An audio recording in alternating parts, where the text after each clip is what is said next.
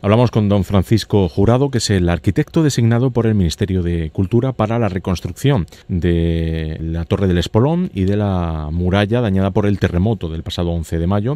Lo tenemos al otro lado del teléfono. Señor Jurado, buenos días. Buenos días. Vamos a empezar explicándole a nuestros oyentes cuáles son exactamente los daños que tiene la Torre del Espolón, que quizás sea ahora mismo lo más llamativo en cuanto a su reconstrucción. Sí, porque al perder la silueta, yo creo que es lo que más espectacularmente se reconoce como dañado, ¿no? Bueno, pues básicamente lo que se ha volcado y se ha perdido es todo el remate de almenas y del nivel superior, ¿no?, que corresponde en su mayor parte a las intervenciones de restauración que se hicieron en los años 70, en el año 72, por Pedro de San Martín, ¿no? Entonces, yo achaco a que estos elementos están hechos con un mortero más rígido que lo que es habitual, ¿no? O sea, en los edificios históricos que se suele trabajar con cal, y aquí en este caso yo creo que la utilización de cementos pues hace que tenga más rigidez, y bueno, esto es una muestra de que en los edificios históricos hay que intentar mantener el sistema que ha perdurado al cabo de los siglos, ¿no? Entonces la reconstrucción de todos estos elementos en su momento, ¿no?, las almenas y ese forjado superior, pues se ha soltado, se ha partido y bueno, y de algún modo pues menos mal que no ha provocado víctimas, ¿no?, porque las almenas caían incluso alrededor de los primeros visitantes que había por allí, digo en el primer seísmo, ¿no?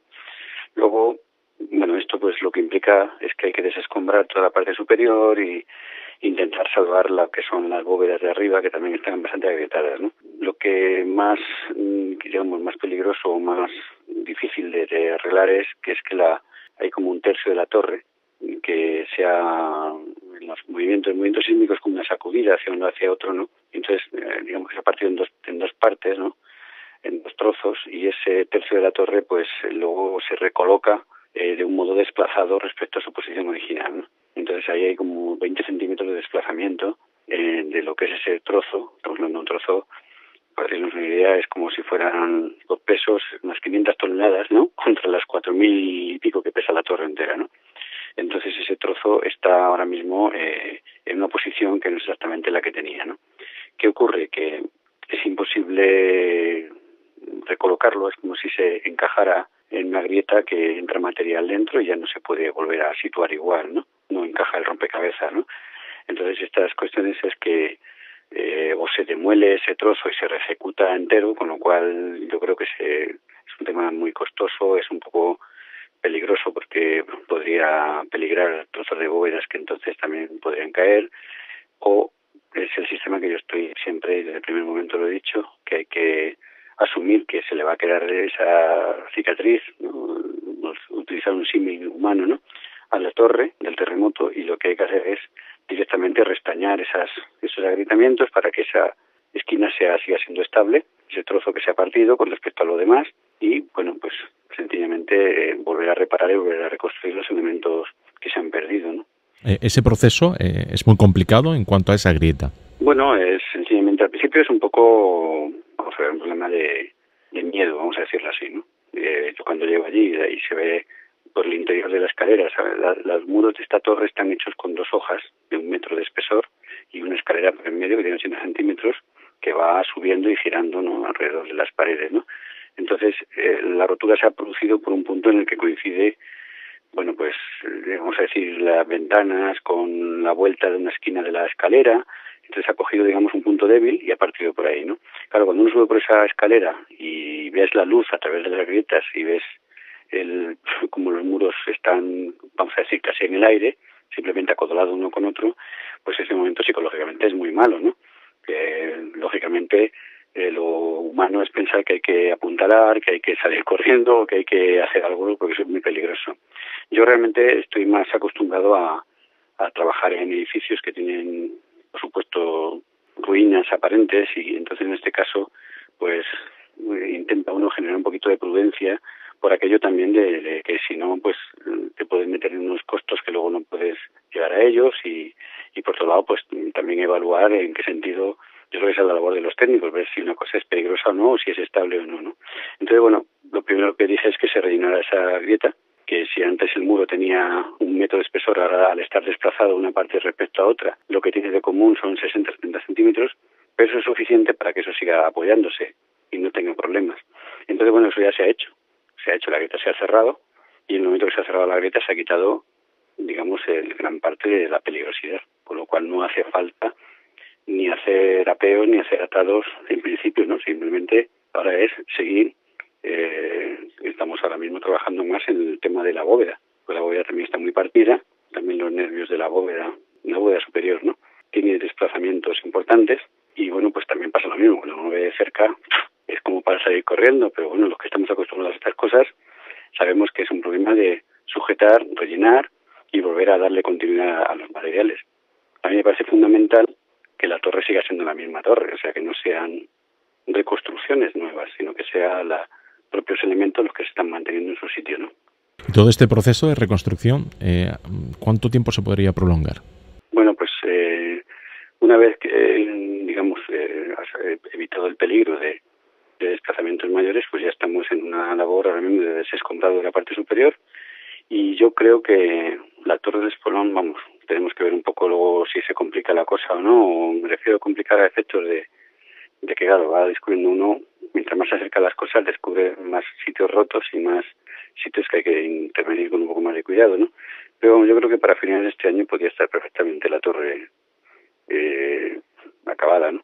No creo que la cosa se prolongue mucho más, ¿no? Ahora mismo ya tenemos andamiado todo alrededor.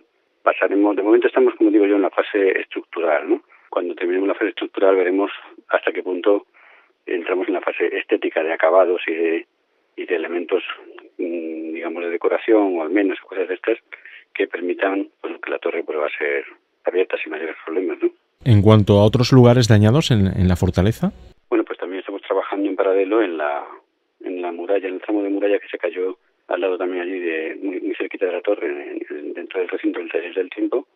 Bueno, hay que recoger todavía material que hay en la ladera, de piedras y todo esto que cayeron, pero eso ya se ha limpiado, ya se ha hecho ya una lectura arqueológica de los arranques de esa muralla, y en muy poco tiempo también empezamos a edificar otra vez ese tramo de muralla, a levantarlo hacia arriba, ¿no? En este caso la intervención es más reconstrucción, obviamente, porque hay un bocado allí de la muralla, y esto es volver a levantar el muro, esta vez ya más consolidado, porque todo esto se vuelca porque estos tramos de muralla están también muy pulverulentos por dentro, muy sueltos, y entonces también la sacudida del terremoto ha provocado que se deslicen algunos tramos, ¿no? Y luego, según no se vaya quedando o no dinero, veremos si podemos llegar a otra serie de puntos en los que ha habido desprendimientos más pequeños, pero también localizados, ¿no?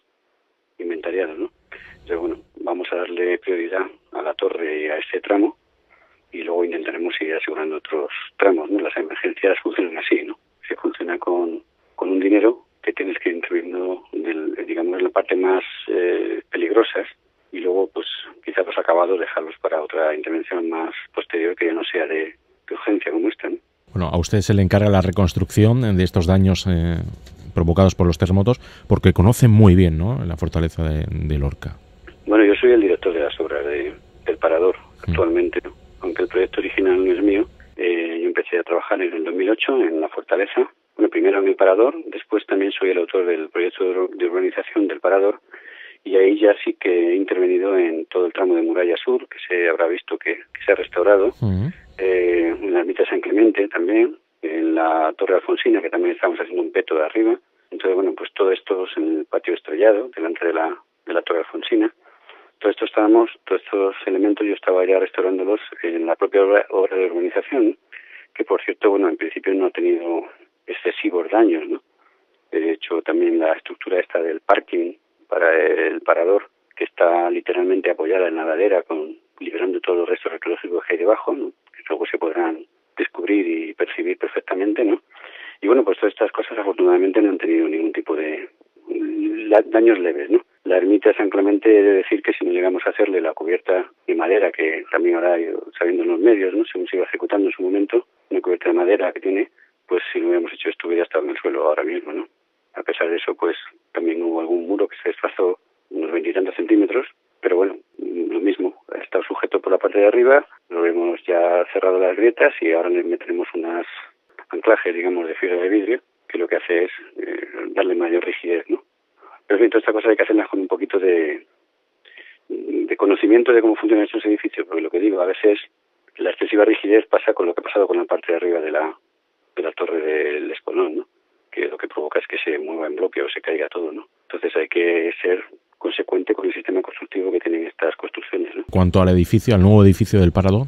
Pues el nuevo edificio del Parador sí que ha tenido daños también. Bueno, pues los cerramientos y los elementos de piedra, como no son muros de carga, sino que son chapados, ¿no? Pues eso ha sido bastante dañado, ¿no? Entonces, de hecho, ahora seguramente pondrá en marcha Tour España también una emergencia. Ahí el dinero es más cantidad, o sea, aunque los daños no son muy grandes, la cuantía económica es importante porque estamos hablando de muchísimos metros cuadrados, estamos hablando de que tiene más de 12.000 metros cuadrados el Parador, ¿no? Entonces, bueno, pues ha habido todo tipo de cuestiones, desde cerramientos agrietados, como ha ocurrido en muchos edificios en Lorca, hasta que aplacados de mármol se han caído y han roto sanitarios, falsos techos hundidos, instalaciones que se han soltado los conductos, en fin, todo esto es muy costoso de reparar porque ahora hay que limpiar todo, investigar por dentro, ver qué es lo que está desconectado, fugas de agua, de gas, en fin, cuestiones de estas, ¿no? Que es lo que hace costosa la reparación, ¿no? Entonces, bueno, pues eso también espero abordar yo mismo, ¿no? Porque creo que desde el gobierno central hay prioridad para que todo eso vuelva a funcionar. El Parador está prácticamente acabado, esperando simplemente que termináramos la organización para poderse utilizar, ¿no? Y con esto, bueno, pues lo que ha salido por ahí en la prensa, ¿no? Que se retrasa, contaba el otro día la ministra porque tenía información, que retrasa el tema, yo creo que por lo menos 10 meses, que es lo que nosotros calibramos que tardaremos en reparar todo el interior también, ¿no? Señor Jurado, muchísimas gracias por habernos explicado todo esto. ¿Algo más que quiera comentarnos para acabar? No, yo creo que, vamos, en este sentido hay que alabar un poco la eficacia o, bueno, la diligencia que ha habido de los servicios centrales del Ministerio para abordar, yo creo que lo que es el símbolo ahora mismo de monumentos afectados y que se van a restaurar de primera mano, ¿no? Y que es eso, la Torre del Espolón. La Torre del Espolón está en una proa allí del castillo que se ve de cualquier sitio, y yo creo que no solamente es importante en sí como elemento patrimonial, sino también como lo que significa de símbolo de un elemento que volver a reconstruirlo, pues significa que andan para adelante lo que es una labor de restauración en todo el patrimonio de Lorca. Entonces, bueno, yo creo que esa responsabilidad que tenemos, además de en sí por el propio edificio, la que significa de psicológica, ¿no? De que sea el baluarte que se restaure antes, yo creo que es importante como símbolo, ¿no? Y en ese sentido, bueno, pues yo creo que va a ser quizás el primer monumento que esté restaurado, ¿no? Entonces, bueno, yo creo que eso es un honor el hacerlo, ¿no? Muy bien, pues muchísimas gracias otra vez. Vale, muchas gracias.